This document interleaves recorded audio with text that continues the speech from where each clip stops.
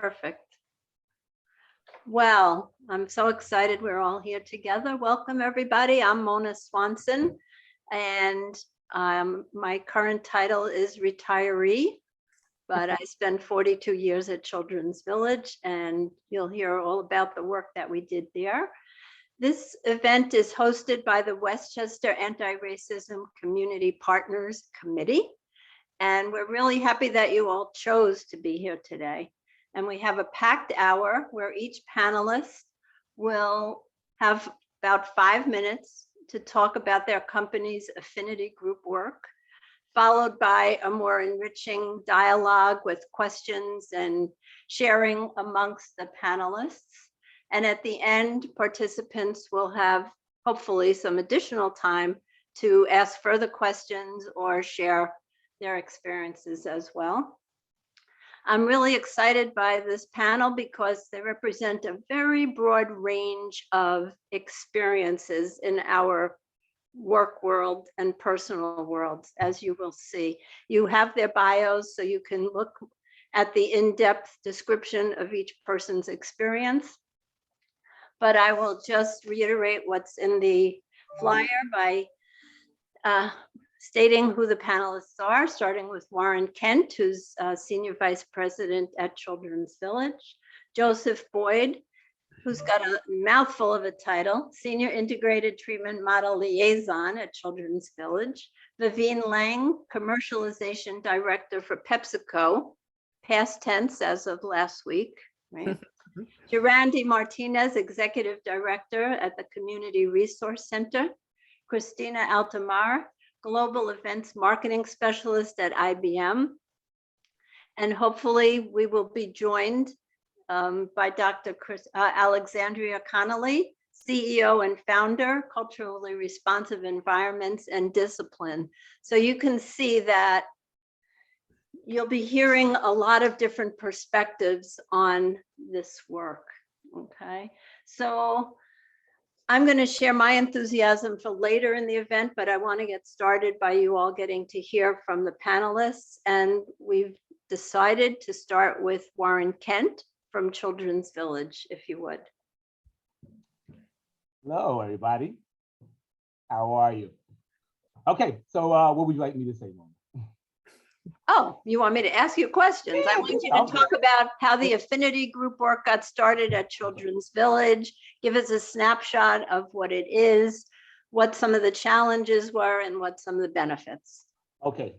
Well, good morning or good afternoon, everybody. So again, my name is Warren Kent, and I have been a part of our Undoing Institutional Racism Committee at the Children's Village since 2009, when Mona Swanson knocked on our door or sent an email and said, hey, if you want to be a participant of this new initiative that we're doing at Children's Village, let me know. And I haven't looked back since.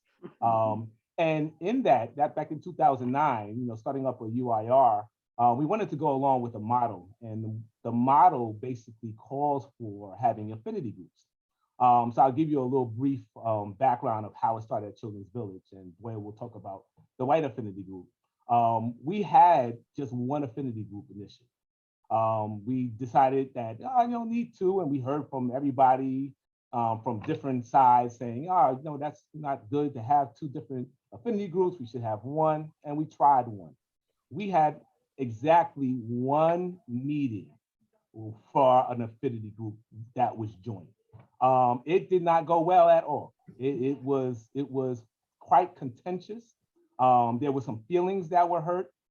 There were some people that expressed some things that they probably wouldn't have expressed if they were in a different setting. And we had some people that held back because they had their friend of a different race sitting next to them. But it taught us a lot when we realized, okay, having one affinity group to be able to tackle such a big topic and to be able to deal with something that's so emotionally charged was not the right way to go. So we decided to go back to the drawing board, talk to our consultants, and basically decided to split it up. And what we wanted to do is do 2 affinity groups, because we could have had 100. There's so many different cultures, so many different races. We could have had so many, but we wanted to say, let's talk about the two areas, the two affinity groups that really need to address it. One being the white affinity group, which you'll hear from Joseph Boyd, and he'll tell you about that experience. And then the other one, we lump sum persons of color, POC. And the POC is one of the is the one that I actually at that time led, and now I have a whole bunch of individuals that work with me. And the POC, person of color affinity group, was everybody who is not white. And the reason why we thought we can lump sum everybody who's not white together is because we basically knew that one of the things that we had in common, we got a lot of things that are different, right?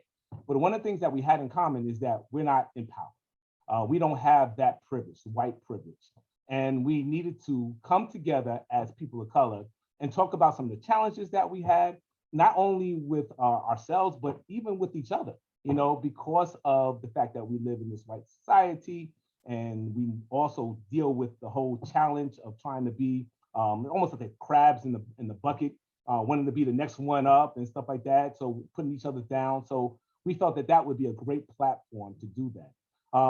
And we started it up. And it has been amazing. Now, some of the challenges, right? You get a lot of people in there. You have people from different walks of life, and people think differently. And one of the challenges that we experienced is that we had a lot of people of color, especially African Americans, that did not want to work directly with the white affinity group. And they just like say, well, listen, we don't need them. Why don't we just try to get this thing together ourselves? And I was like, wait, our goal is to come together, get ourselves on the same page, and then to work with the white affinity groups. And how did we do that? We would do that through something called a cross-racial dialogue, which we would have almost on I think it was like every quarterly basis, we would get together the two affinity groups and talk about some of the challenges and the things that we talked about. But we had a lot of people of color that did not want to work with the white people at all. They said it didn't work in the past. It's not going to work now. So we know, why are we doing this? So we had to really explain our philosophy and our model, which is that our goal is to get with our allies in the white affinity group and work with them, help them understand some of the challenges that people of color go through, and at the same time, hear from them. Let us hear from them what we needed to hear. And I realized, and I think we realized as an organization, that having these two affinity groups was just amazing. It gave the security and that platform that people of color needed. And I'm assuming the same thing, you'll hear more about the white affinity, but definitely people of color needed, so they can talk honestly. They can speak about the challenges. They can speak about how they truly feel about living in a white society that does not actually care for them in some ways, that marginalizes them in a lot of ways. And they wanted to do that in a way that would not hurt some of their friends who are white. And to have that platform with other people of color and be able to express their feelings and talk about it and talk about the challenges that we have as people of color. And like I said, about that whole crabs in the bucket thing, this was the way to go. So it has been a journey and a half, amazing journey. I mean, to the point where we absolutely have had a lot of successes. We had some turnover. We had some people who did not want to accept people of color, means everybody other than white. So we had Asian American that we talked about, the hate that's been going on in the community. And we talked about that. And we had some African Americans like, why are we talking about that? And I was like, well, they're people of color as well. So it's been a challenge going back and forth. And we had some people leave because they didn't agree with the way that we talk and what we were addressing. But it has been a success. And I'll leave it there. Good. And we'll hear about the successes a little later on, but that's a good start. You've tempted us, Warren. So, well, now we're going to hear from your counterpart, Joseph Boyd, who, as Warren said, has been leading the white affinity group at Children's Village. So go Boyd. Hey, how's it going, folks? I just wanted to start by just saying that, like I always feel very ill-equipped to facilitate these meetings, just because I'm still very young in my journey in this thing, and it's still a little crazy that I'm facilitating these meetings, and I'm constantly seeking help from folks in the agency who I've kind of learned how to be anti-racist, and Warren has been a great just kind of mentor, along with some other folks, including Mona, So I don't want folks to think that I'm speaking from a perspective that I know what the hell I'm doing, to be honest. But as Warren said, we kind of adopted this model and split the groups up. I actually started joining the UIR and the White Affinity group when I was a direct care worker at the Children's Village. So that was in 2013, actually. So we had things kind of running since Warren said that they started in 2009.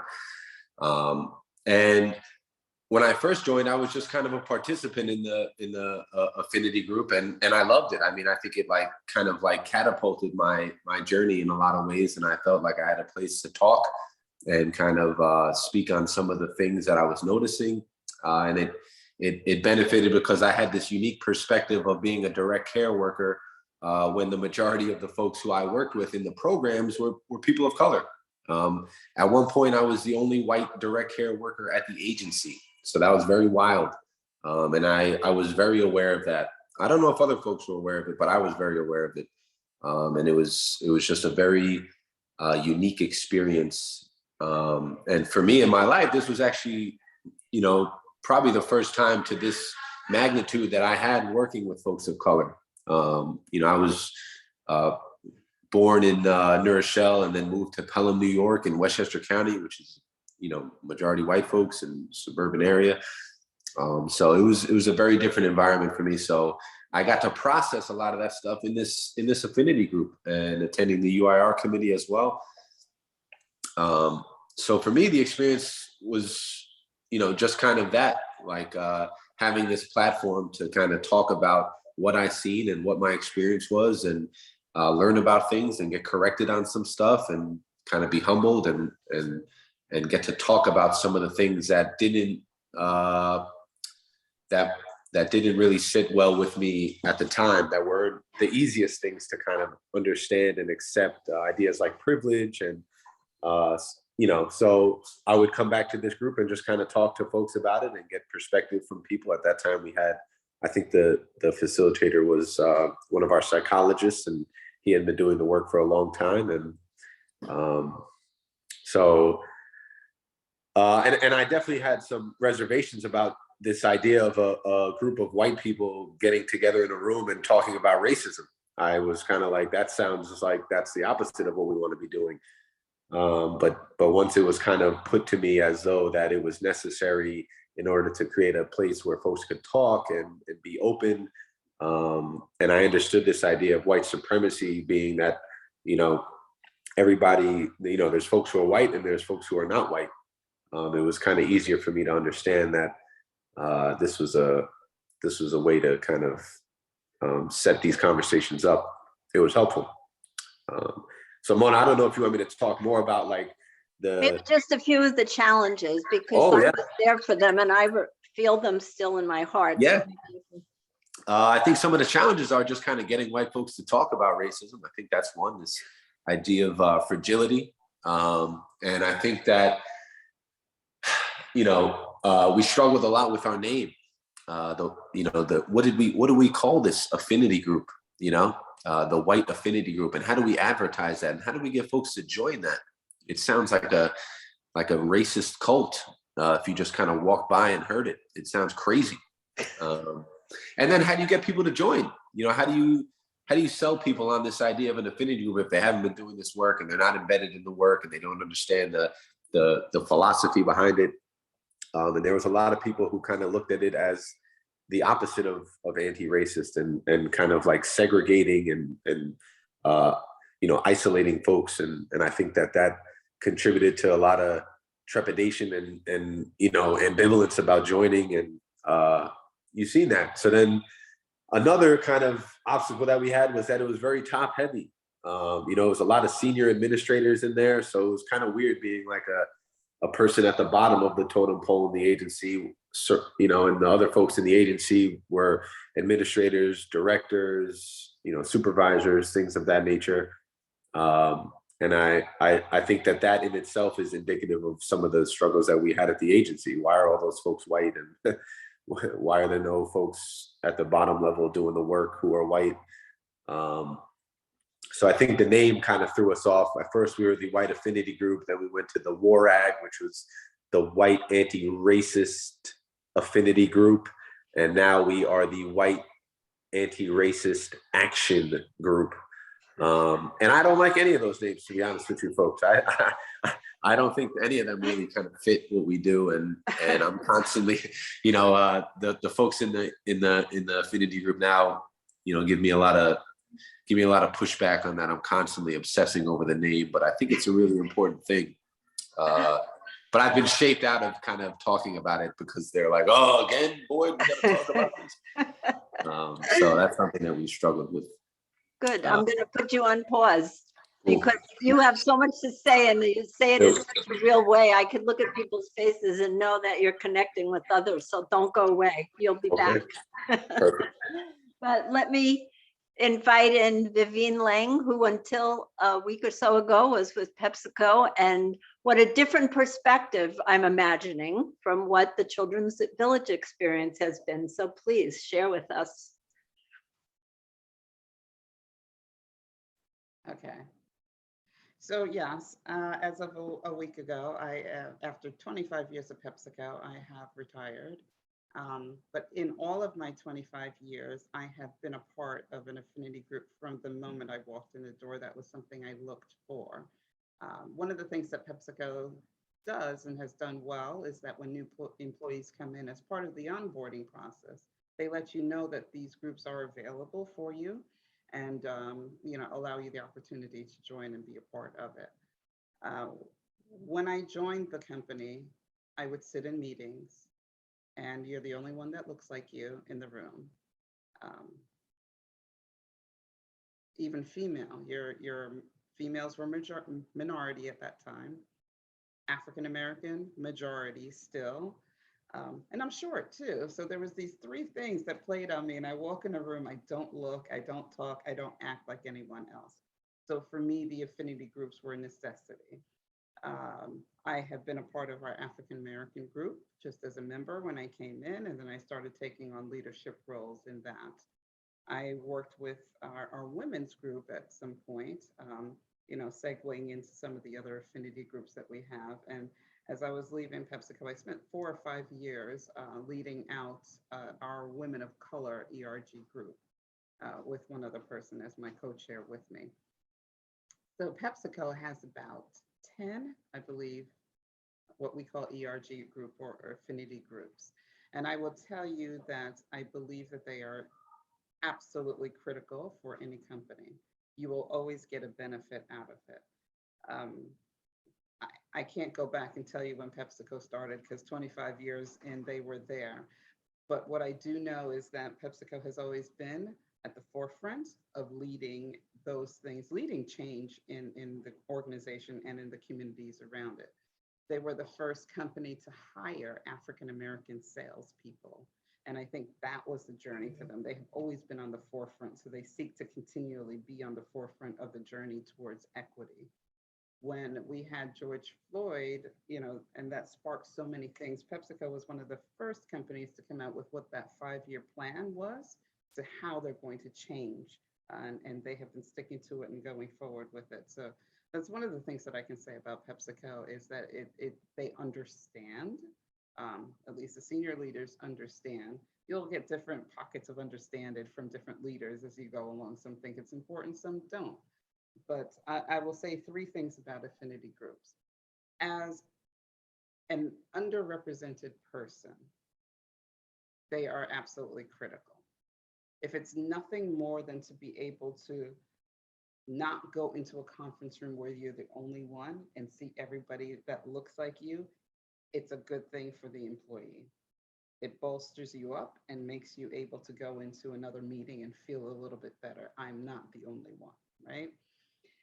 And the thing that, if a company only does that for their employees, that's a good thing. But the other thing that they can do is then let's take it to that next step, right? Boyd, you were talking about what the name of the organization could be for you guys. In my mind, I'm thinking what you're talking about is allyship, and we've been a very strong proponent of allyship. We're talking about how do we bring the white male, the white female along on the journey to understand people of color and we have a global allyship program. So that's how we work that out. So if a company gets that and understands that there is a role for the white person to play in the underrepresented group, then you've taken it a notch further. And so, as I said, any affinity group is going to be a good thing, but there's so much that you can get out of it for all employees. You want to make sure as a corporation, you want to make sure that your employee base looks like the market, and quite often you don't. Your leadership is all white, they're not representative. So when companies understand that there is this issue and they know that they need to do something about it, affinity groups are really good to help that. You know, if you have happy employees who are comfortable, then they're going to tell other people, right? So the affinity groups will help in that realm as well. So there are going to be struggles, there are going to be challenges. As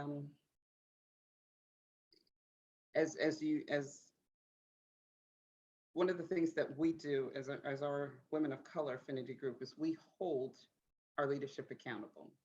So as I said, we've taken on this 2025, we're going to do X, Y, and Z in terms of equality.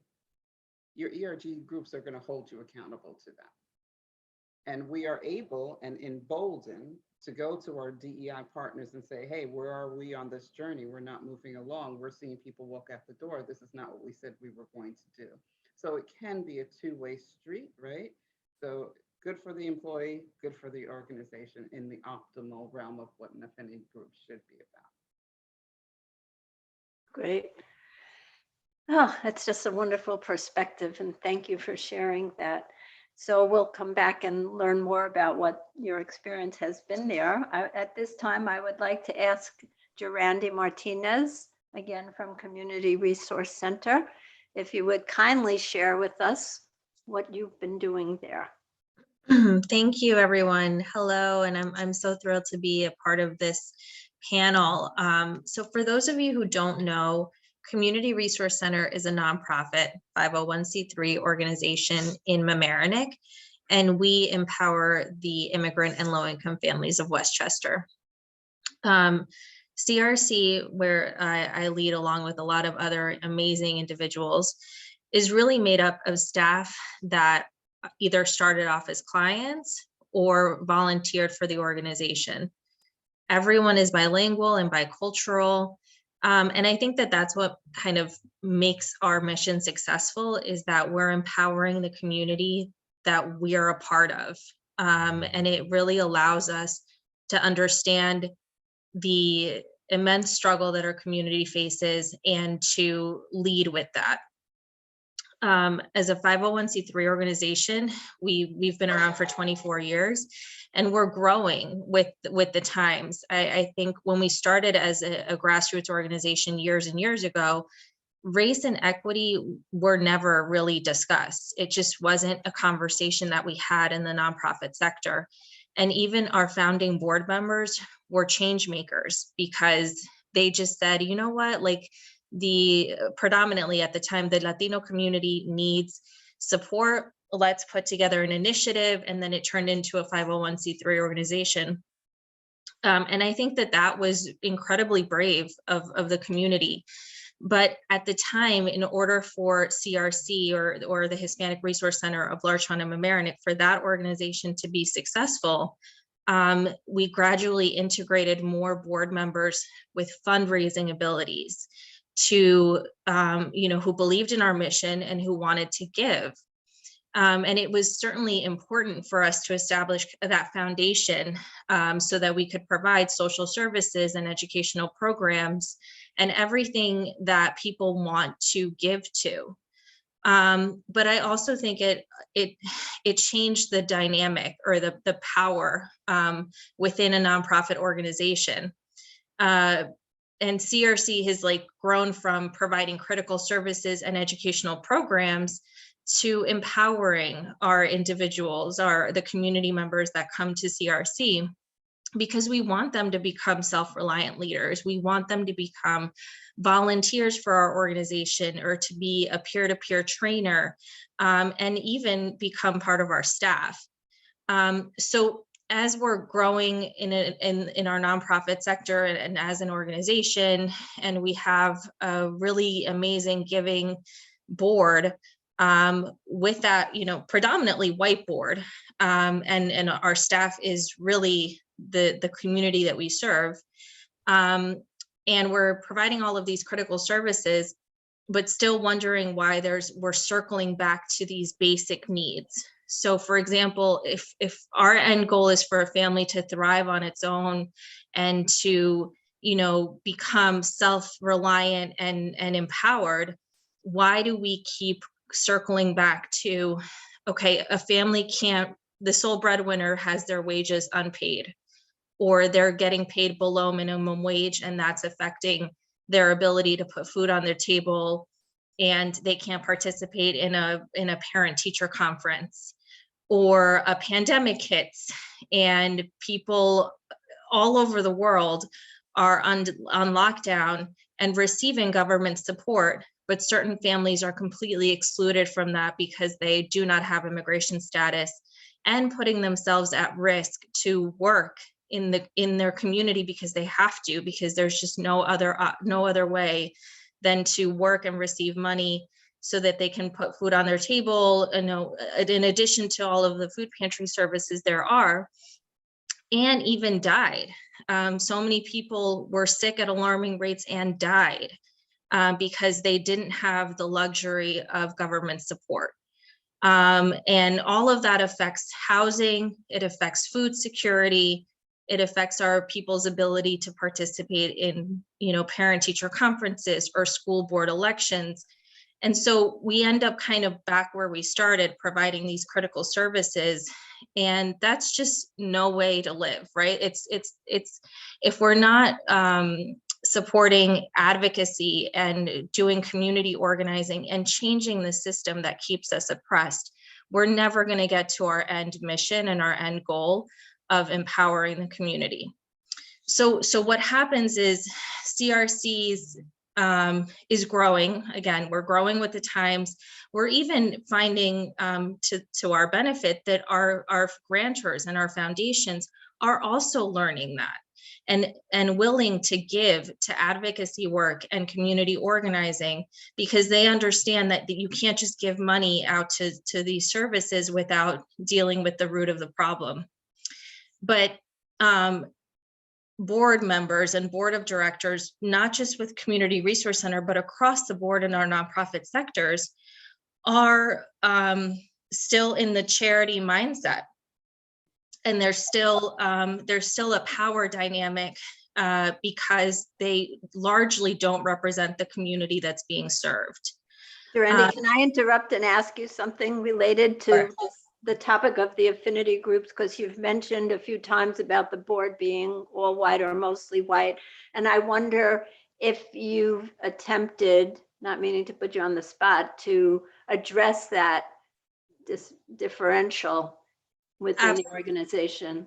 Absolutely. And so what we have found helpful is that other umbrella organizations, whether that's Nonprofit Westchester or the Westchester Women's Agenda, that we're talking more about this issue as a nonprofit sector in general, not just Community Resource Center, not just the Children's, not just the 501c3 individually. So that's helping us be a part of, we don't have an official affinity group within our organization because we all have the same struggle, we all look alike, but we do struggle together. And I think what makes an affinity group successful, and I'll speak from the perspective that it's never too late. Yes, there will be challenges, I'm sure, but me and my staff are participating in our first affinity group ever tomorrow with the nonprofit Westchester for personnel of color. And I just want to say that I think that everything that's happened, that's led up to an opportunity to participate in an affinity group with other nonprofit organizations and to learn from each other and to also comfort each other and be a support system for each other is, I think, going to make us much more strong as staff and as personnel and as the really important workforce that we have in Westchester County, because Westchester County has a 20% workforce in nonprofits. So I want to speak from that perspective, from the nonprofit perspective, and also the fact that like some of us haven't even started yet, but we're looking forward to starting that because yeah. there has been a foundation of that support with all of our umbrella organizations. That's such an amazing point to make, because there's many different kinds of organizations and you can find your affinity groups within or within the larger community. Thank you for sharing that. And hopefully we'll get to come back to it. But I do want to welcome Christina Altamar from IBM, who has a whole other perspective to share with us.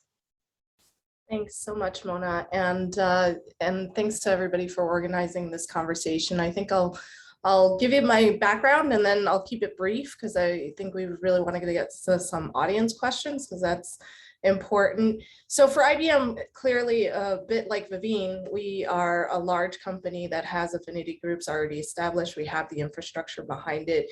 We really think of diversity and inclusion as part of the overall business strategy. Right, it's got a purpose. We have our leadership behind it. It's really meant for engagement and impact. We support 8 current constituencies, major constituencies, which are Black community, our diverse ability community, Hispanic, Indigenous, LGBTQ+, Pan-Asian, veterans, and women. And certainly, obviously, in the last 2 years in the pandemic, we've had a lot of civil unrest. So we've been quite busy in that regard within our infrastructures to be able to provide that allyship and intersectionality that everybody has been talking about. And that's the key part of this, right?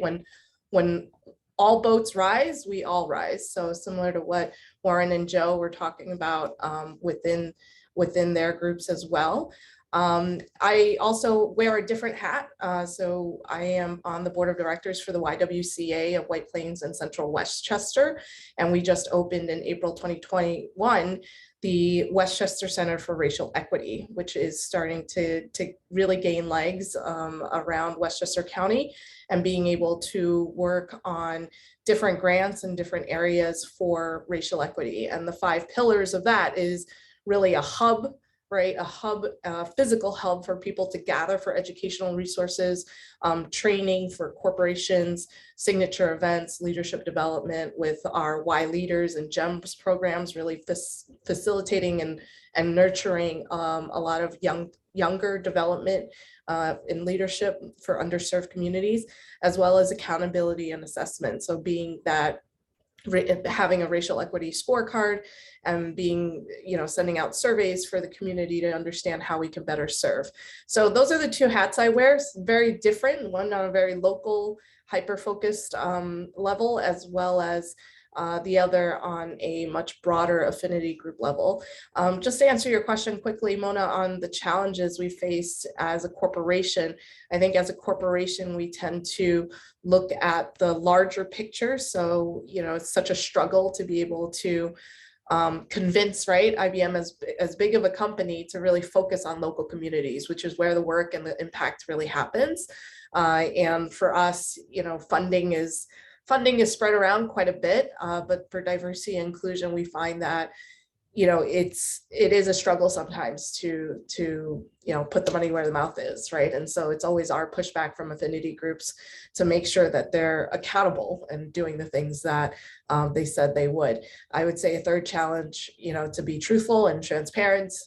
Hopefully I know this is being recorded, so hopefully it doesn't get back to my company, right? But it's all about also being able to be transparent, which we actually have done. There recently, after a lot of feedback from the affinity groups was a diversity and inclusion report that we published the last 2 years, all transparent numbers in the public about gender diversity as well as ethnic and cultural diversity. And that actually puts a lot of, public focus on what we're doing as well. And just some fun facts, right? I mean, IBM has been at the diversity and inclusion forefront for a really long time. We were founded in 1911. We hired the first employee with a disability 59 years before the passage of the Rehabilitation Act of 1973. And we hired that person in 1914. So we have done a lot of firsts, similar to Vivine and PepsiCo. So I think with a lot of these institutional corporations that have been around for a long time, they do know the value of diversity and inclusion. But every day it's a bit of an uphill battle to make sure that people are accountable for that work, right? And it's a never-ending battle, I'll say, especially with a lot of the things that have happened, unfortunately, in the last 2 years. We are banding together much more, and the intersectional and allyship part of those affinity groups have become much, much stronger in the last 2 years. So I'll pass it back to you, Mona. That's such a good point. Thank you.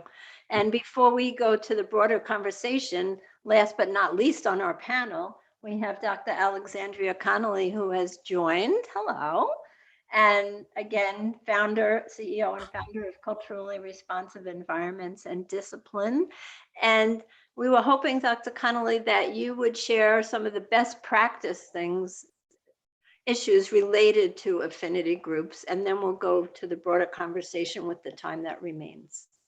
So just a quick history on affinity groups. And I used to be a social studies teacher, but I'll try to be brief. Those social studies teachers are long-winded.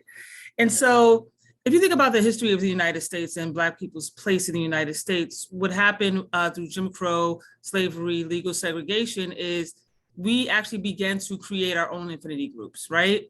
So immigrants that would come to this country would also create their affinity groups. And because it was legal segregation, we did not think of it as a healing space or a space for growing. It was just really a place of survival. There's a big push for historically Black colleges and university. It is not a fad. It is the only place that Black people could go to school after they returned from fighting for their country in World War II, right? So it's not a fad. It's not something that's very cool or hip. It is basically the foundation of education, higher education for Black people in this country.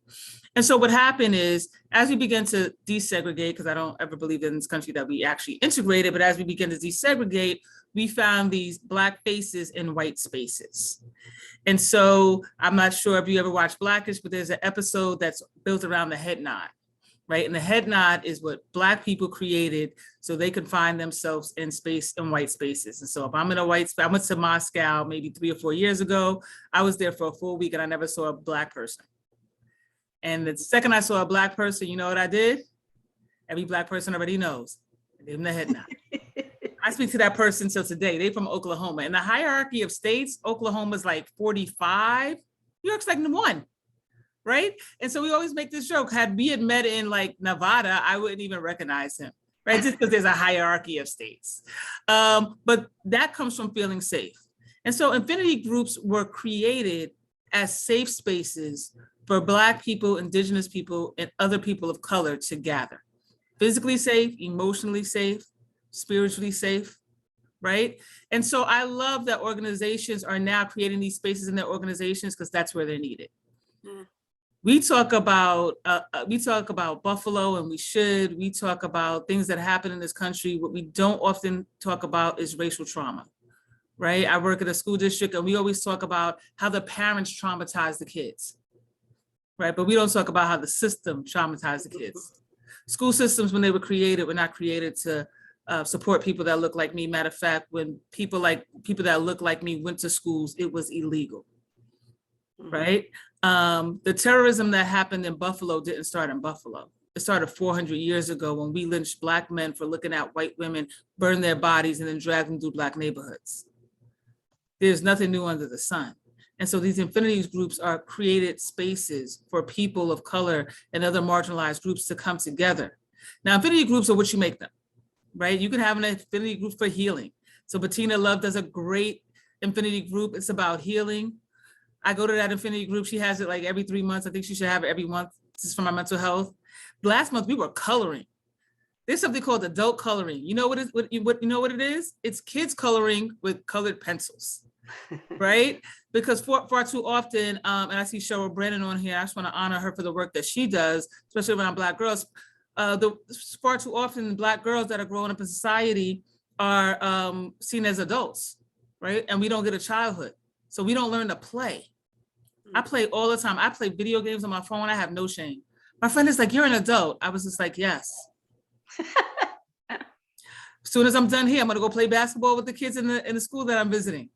Because we have to learn to play, right? And so those affinity groups are what you make it. So her affinity group is just based on healing. We do yoga, we talk to each other, we do art. I'm not really good at art, but I think it's fun.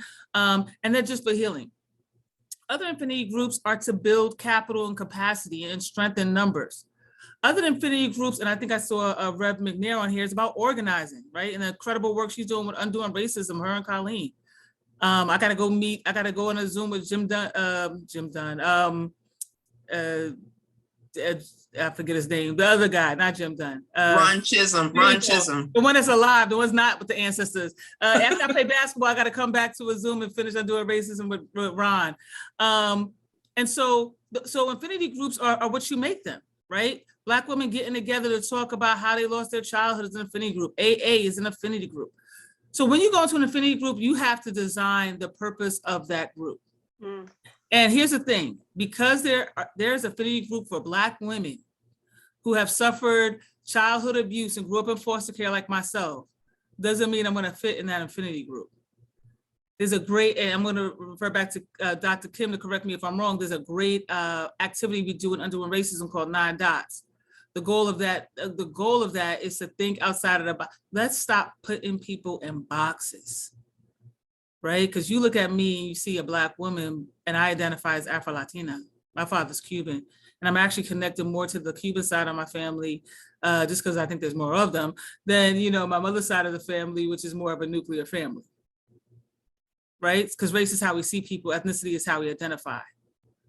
And so I just think it's important when you're putting together your affinity groups that you don't determine who goes into what affinity group.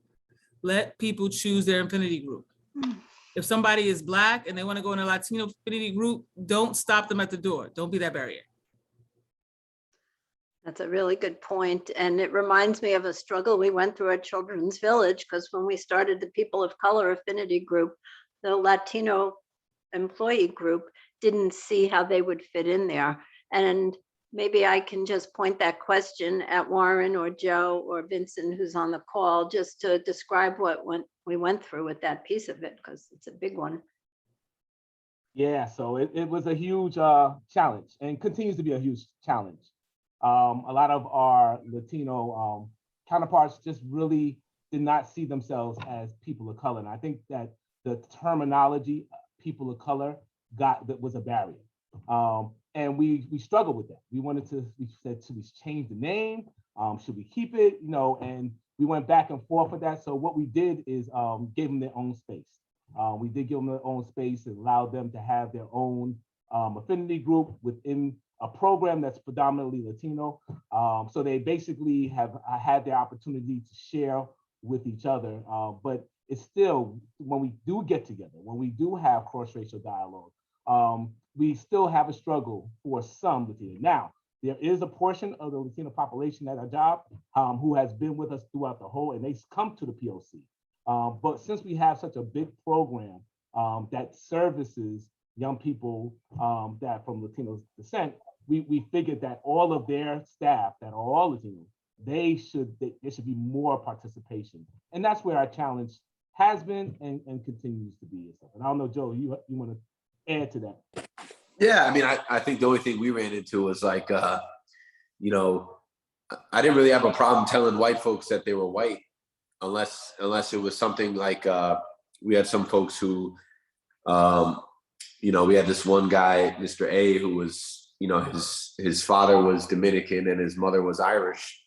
But if you just kind of looked at him, he looked like my complexion, and but his last name was his father's last name, so it was like Alcantara. So I mean, I didn't feel comfortable being the guy who said that you can't join the white affinity group because you got, so I think that's the only time we ran into things, and we just kind of left it up to the individual to say, like, if you identify as white, like, come in here. But thankfully we haven't had a thing where like a person who didn't look white wanted to join the affinity group. I don't really know what I would do.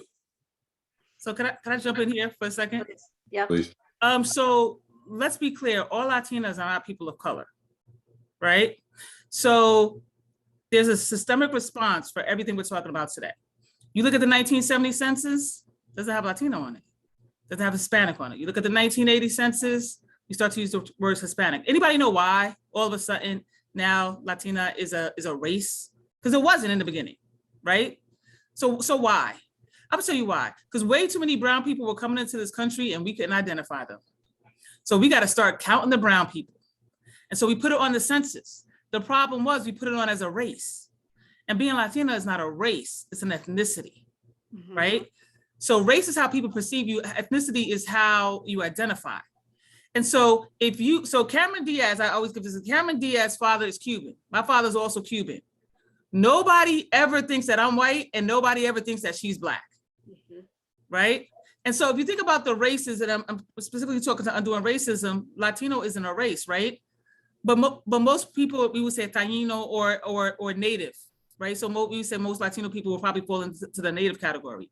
So again, when we try to put people into boxes, we try to do it on how we perceive them, which is really race, how people are discriminated against in this country, and not necessarily how they're connected. Because there are Black people that come from the Caribbean that also don't want to be in a people of color group. Because there's a stigma around Black people in the United States. When my parents got married, you would have thought it was World War II. And everybody in my family looks like me, right? But there's a stigma against, in the Caribbean, when, you come to America, Black people are lazy, right? We built this entire country, the best stimulus package this country's ever seen for free, but Black people are lazy, right? I mean, that has to do with white supremacy. I won't go down that road. We're talking about infinity groups. But the key is to not put people into boxes, right? But to protect that space. I agree with you. If there's somebody that's white that wants to go to the Black Infinity group, a white person has to have a conversation with them. That is not a Black person's job. Good point. All right. For those in the participant group who have a question, please put that in the chat, and Nada and Colleen will watch over that and make sure we address it here. Amongst the panelists, I want to open it up further because I'm sure some of you are just chomping at the bit here to add some further thoughts. So I'm opening it up to panel first and then to the participants. Let me just jump in real quick and say, first off, it is Asian American Heritage Month and Mental Health Awareness Month. So I'm just going to give that shout out here. And really, I agree with Dr. Connolly. I think it starts with a conversation. Like at the end of it all, it just starts with a conversation with somebody that you don't know, right? And whether it be ethnic, racial, gender, right? It's all about a conversation being to empathize with the other person on the other side. So these affinity groups, at least for us, have created, yes, a community of belonging within the corporation, but it's also given us opportunities to reach across the table, right? Of the like, hey, for our Black community, we actually just did 2 days ago, a safe space embrace conversation, which is what we call behind closed doors, fireside chat conversations about what happened in Buffalo and Laguna Woods. And we both communities came together for that conversation, right? There was representation from both sides, and we called it an allyship event because this is not just happening to one community. The violence is happening to all communities. And again, like I said earlier, when one boat rises, all boats rise. Right. And so we have to be better about being able to have those hard, uncomfortable conversations. And yes, they are hard. I mean, I couldn't even begin to tell you at IBM where, and I'm sure Vivian can agree, in the corporate America space, this is like new world territory for us, right, in the last few years, because nobody wanted to touch that with like a 10-foot pole. Yeah, we had diversity and inclusion, but it was more on the representation, sort of the superficial. Now we're having some real deep conversations, right? Like now we're getting into the Pan-Asian community and going, why do we have deep-rooted anti-Blackness? Holy crap, like did that like turn a few heads, right? But within that space, within that safe space to talk about it, that's how we'll make progress, and that's how we'll push the needle. So just wanted to offer that as a sort of different lens on the affinity groups, from sort of pushing the status quo of what they've traditionally been inside of corporations. Thank you, Christina. That was just awesome. Vivian, you want to speak, please? Yeah, because Christina was just, we were vibing. She was taking the words out of my mouth. I was just about to say, one of the things that we have started to do is to really, as I said at the beginning, the affinity groups are really good when you're sitting in a meeting with people who don't look for you, and to know that you have this space that you can go. But the other thing that the last 2 years has brought out is that my white counterpart has to understand my experience. When we all sit in the room, when we look together, it's, we're preaching to the choir, right? But my white counterpart has to understand what my struggle is and why this is a struggle, and why when you say this thing, it triggers me. So we have gone on this path, as I said, on allyship. I need you sitting in that meeting with me so that you can hear the struggles that we go through. And then we can start having some very authentic conversations about how we're going to change this. That's beautiful. Listen, this conversation has gotten other participants really juiced up. And for those who haven't had an experience already, some people in this audience are wanting to get started. And the question was asked, how do we get started? What are some of the thoughts that go into beginning? So who's gonna jump in with that? I could jump in. So first, start by forgiving yourself for all the mistakes you're going to make. I'm gonna be real honest. You're gonna hit walls and doors and ceilings that you didn't even know exist. So start with forgiving yourself. The other thing you want to do is, so I'm actually doing an affinity group tomorrow, and I was sitting around with some, not even allies, co-conspirators. Like these are people that will go to jail with me. And we said, we're talking about the affinity group, and they're like, we're gonna do this, this, and this. And I'm just sitting there like, are we all on the same page here? Because I'm a social scientist. And so what I believe is I am not going to go into your community and tell you what to do, right? So I said the first affinity group should be, what is the purpose of this group? What do you need us to be for you? And so there's a whole Latino subsection, not I would say subsection, but affinity group. That's what they needed. Give people what they need, not what you think that they should have, right? We're not the federal government. We don't just give people what we think they should have, but actually, if you want the healing to start, ask this question: how can we serve you? I asked a fourth grader that the other day, and they just looked at me like I was crazy. I said, you're my client. Students are our clients in schools, right? It's like if I go to the Hilton, I want top service. How can I serve you, right? And so instead of saying to people, this is what we're gonna do, and A, B, C, and D, we gotta say, what do you need? And right, and sometimes you may need that and sometimes you don't. Like I need Bettina Love every month to sit in color and yoga. Sometimes I need to be in a room and just cry. Like I just need to get on a Zoom and cry. Don't ask me no questions.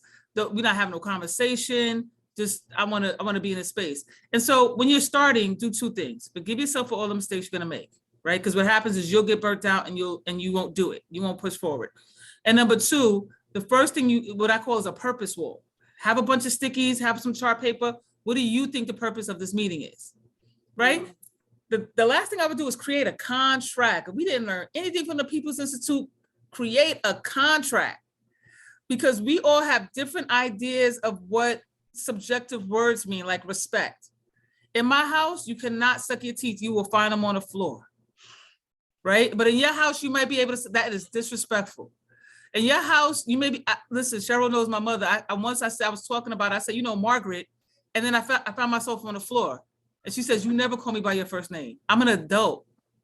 She was like, you like living? I said, yes, Mom. All right, but that's disrespectful to her. That might not be disrespectful to your mother. So the last thing you should do is, in my opinion, is create a contract so you all understand what the expectation and the norms are in the room. Awesome. There's a question from the audience about how do you really get a white affinity group started? And Boyd, I don't know if you have the answers, but you want to speak to what your thoughts are? Ah, man, I really think that there needs to be like a big education piece behind starting a movement like that. I think folks need to be educated. This isn't something that I just kind of like fell into. Like, the People's Institute training was like mind altering and like changed my whole life. So I think that white folks don't know about racism. We don't know what it is. We're like, we're oblivious to it. So to just start something like that could be dangerous. And I think that, there needs to be like an education. And we did the People's Institute training, Mona. You remember, the white folks were in their feelings. People were like, oh, this is too much. This is too crazy. We don't like this idea that all white people are racist. We felt like they were coming at us. It was too strong. So it was very kind of like, I just think that you need to be at a certain level to be able to start these affinity groups, or else it could work against you and it could be toxic. So I think a big education piece. That's a good point. Randy, please. Yeah. Yes, thank you. And I'll just say, as I'm having this conversation with you on this panel, I'm getting an invitation from something I didn't even realize it was an affinity group. We're not officially called an affinity group, but this is a group of white women who play very important roles across the county. Maybe they run an organization, maybe they lead a house of worship. And and to Dr. Connolly's point, an affinity group can be what you make of it. And it's literally just a Friday where we get together and we vent about stuff and we have a drink, but we also learn from each other. And I think eventually, like, I got an invitation to be a part of this group because people wanted to hear my voice and to have an opportunity for me to also learn from them. And now we've become this kind of group that meets once a month and we just talk. And sometimes we talk about hard stuff, and sometimes we laugh on the floor rolling, and sometimes we're just like, this work sucks. So I am very, it's not official. I'm just saying that maybe it's not as difficult as we make it seem to be, because now I'm identifying that as an affinity group. Interesting. Boyd, go ahead. Yeah, Mona, I gotta split back to this training in a minute. So I just wanted to say that, like, to that point, I think that we struggle at our agency with, like, we have a bunch of white folks who identify as anti-racist and identify as allies, but it's all self-proclaimed. I mean, like, we just kind of like named ourselves that, and now we have a group of white folks who are just kind of saying that we do this work, and there's no real accountability outside of the group to do it. And I find myself kind of perpetuating that sometimes as a facilitator of this meeting. And I think that I don't have an answer to what I'm saying. I'm just saying that that's something that I think we're at in our agency, and it's very frustrating. It's very hard to overcome because I'm reading this book by Robin DiAngelo now, Nice Racism, which is all targeted at like white progressives who think we're really doing really good work, but I'm not sure if we are all the time. And I think that it's different than the overt racism that we see in Buffalo and things like that. It's under the radar stuff. So I don't have an answer to that. I'm just saying that that's a struggle. Boyd, your questions are better than your answers anyway, so go for it. Well, I know we're going to wrap up, so I think we have time for last thoughts, please. Can I ask a question? Oh, you may. This is Colleen. To all the panelists and to Dr. Connolly, do you really think that affinity groups advance racial equity? It could be a short or long answer. Yeah, I think it's how you use it. Thank you. I think it's how you use it, right? So the Proud Boys are an affinity group, right? And so when you go in, the first thing, one of the first things I talked about is defining your purpose. Defining your purpose. So like Joe said, when white people get together, there are things that I can't say to white people, right? But when white people get together and there's a level of accountability to the work, yeah, that's gonna help us out. Yeah, and I agree with that. It's what I said before. Affinity groups are great when we want to come together and talk, but it's what the doctor was saying is, what is that higher level purpose? If you've got your senior leadership, who are mostly your white leaders, holding themselves accountable, Boyd, you were talking about what is that level of accountability? if we're specific, you know, PepsiCo is saying we're going to increase the representation by 25% by 50, you know, 5 years from now. Make those things accountable, put them in your contract, make it very clear that we're going to do, and you will see a difference. Thank you. You know, as long as you've got your KPIs. Thank you.